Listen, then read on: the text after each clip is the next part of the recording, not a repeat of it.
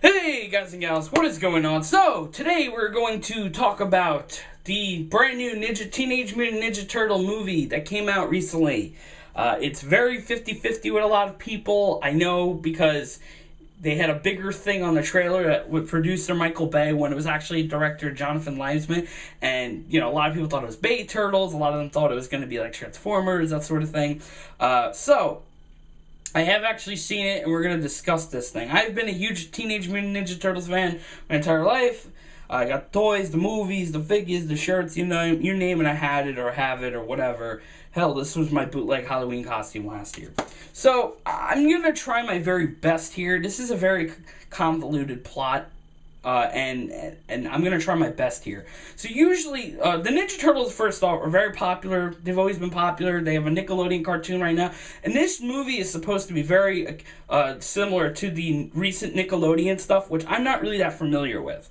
Usually there's always a different incarnation of Turtles, but it's always kind of the same. But they always change something here and there. So I expected it to be not so, similar.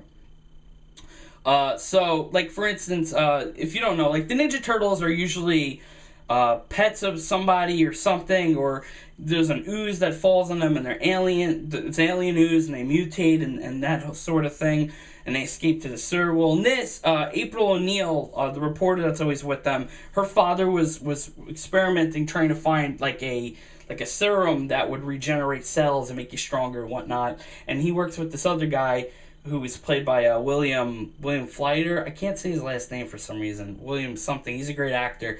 And they're working for Shredder or something, and something happens where the place goes on fire, and then the turtles and the rat, who's also experimented on, I forgot to mention that, escape, and that's kind of the whole story right there. It's not like there's a more of a traditional route.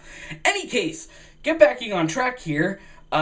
So April O'Neil is played by Megan Fox, who I am convinced cannot act, and I think she's just there for eye candy, and I was still, like, when I remember watching the trailers and going, she's not going to pull it off, and I still don't think she does April O'Neil justice, because April O'Neil is, like, this very spunky, like, go-getter, kind of, like, I want to do the best report ever, and they capture a little bit of that, because she has to get involved with the story, and she wants to explore the Foot Clan, who is Shredder, the main bad guys, ninja clans that are taking over the city, and she gets, she's with her buddy Fank, and he's played by Will Arnett, and, basically, she gets involved with that, and, like, there's, again, it's all ninja stuff, and that's kind of the general gist of the story. I'm probably not doing it justice, but to be honest, the plot was all over the fucking place anyway, so deal with it. Any case, the turtles in this movie, they're like 7 and 8 feet tall. They're way too big. I think they played a little bit too much on the mutant aspect of them and not enough on the ninja stuff. Yes, you get your fights. However, they are way too fucking zoomed in. And did I mention that they really play on the mutant part because they move like fucking cars. They move giant trailer tractor looking things. They move a lot of stuff. And I can't understand this. It's one thing if you're super strong or swift or whatever, like they are in their other incarnations, but to move things that big, it's kind of like the stretching point for me. And again, they're really fucking tall. I don't like how tall they are. I think it's a little too much. Now, I was hesitant of I wasn't sure about their designs. They look like there's too much stuff going on in them. There's too much urban tattoos. We got to reach that urban demographic and all this shit. But watching the movie, they don't look terrible. I think what would be cool is if they were going to do more of this stuff, which I heard they're going to do a sequel, they should probably tone down their clothes and kind of make them more of real ninjas. You know what I mean? Kind of play up the fact that they were kids and younger and they didn't know better. But the tattoos and all that stuff, it's just too much. Sometimes they look great, sometimes they don't.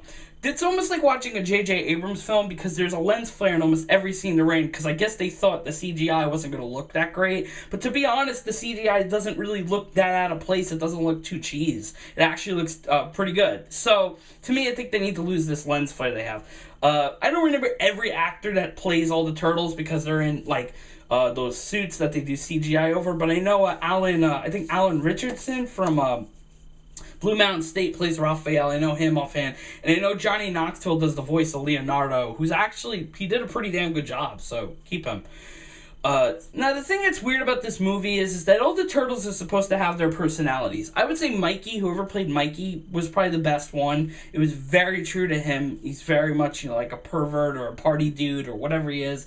And I like that they played that up. I thought that was really cool. On the other hand, I don't like what they did with the others. I feel like Donatello was a little too nerdy and not like cool nerdy, like Billy from Power Rangers nerdy, where he was kind of cool. They kind of played on his nerdiness a little too much. Oh yeah, we're talking in percent. They did this one scene where he laughs like a nerd. I thought, okay, that was kind of cool. You could keep that. Leonardo was just kind of there. I mean, yeah, he's always been kind of the bland, I'm the leader, Boy Scout of the group. But I feel like they could have played on that a little bit more. And then Raphael was just very angry the whole movie. Like, I get that he's the tough badass, the anti-hero of the group, but you can't make him so aggressive. The thing about the Turtles is all their personalities are out and focused, but they're kind of like cool and casual about it. You know what I mean? It's not like they're like, hey, I'm this guy, I'm the funny guy. Oh, hey, I'm the rebel. No, it's like, hey, I'm rebellious. It's like, okay, then you get it.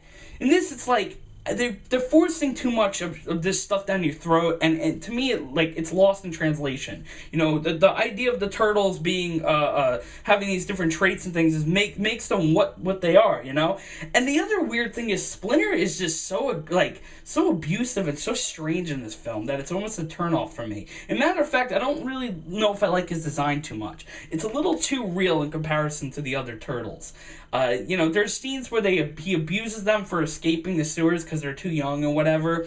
But, they have this whole scene where they're doing all these hardcore things because he's, trying to get the truth out of them, why they left the sewers and what they were doing. And it's just a really awkward scene to sit through. And when you really sit down and you watch it, and then it's the only scene that has pizza in the film. Yes, there's only one scene in this film with pizza. That is their thing, okay? The Turtles like pizza. Alright? If you got one scene in the entire fucking film and that's it, I don't know.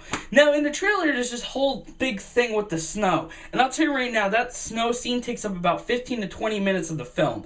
I don't understand how they're ninjas when they're fighting in the snow, but whatever. Somehow they go from city to to this winter wonderland log cabin mansion thing, and that's where it starts. And literally, I mean it, there's no transition. It's just kind of like, we went from the city, and then we go to this winter place. And I know this review is all over the place, but that's really how the film is. So, yeah, some of the action stuff is really good, but it's too zoomed in like Transformers. Once again, you're seeing swipes and different things and kicks and all weapons and stuff, but it's it's always zoomed in. You never can really enjoy it.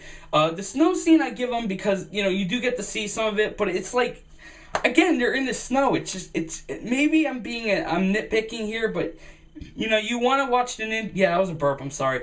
You watch the Ninja Turtles because they you could see them doing all their ninja stuff. In the snow, I don't think you can really hide that well, especially when you're a giant 7-8 foot turtle. Other than that, the humor was pretty damn good. I'd say the humor was the best part of the film, actually. There's some great one-liners, some great jokes in this movie.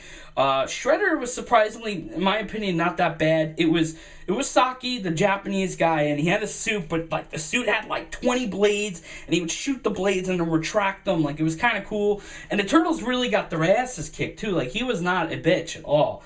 But, yeah, here's the deal. It's not the worst movie I've ever watched, but it's not the best. It's a different take on the Turtles, and if you're bored enough and you want to watch it, it's not the worst movie you could watch. The performances aren't, super memorable or whatever, and the Turtles aren't the worst you've ever seen them at, but, it's so-so. I think if they're going to do a sequel like they said they have to really, I think, tap more into why people like the characters. Now, I heard one of the co-creators, Kevin Eastman, helped them with the film, so I guess they understood that it was their own iteration, but I feel I just feel like there should be more towards why people like them so much. More pizza, tone down the personality things a little bit, chill out the designs, fucking zoom out the battles, make it more whatever. And then there's a whole big thing at the end where, obviously Shredder has to come back. It's Shredder. But I really would like them to add Bebop and Rocksteady, the bounty hunter guys that go after them, or maybe save Krang for another film. I don't, with the aliens. Anyways, guys, that's kind of my random-ass mixed review of it. It's not bad. It's just not good. I guess decent. It's in the middle. It's about a 5 or a 6 on the scale. So go see it if you want. Wait for it to come out. Do what you got to do to watch it if you want to see it badly. But it's nothing to scream and shout about. Anyways, that's it. Take care, guys. More to come. Cowabunga and Turtle Power and Shell Shock and Teenage Mutant Ninja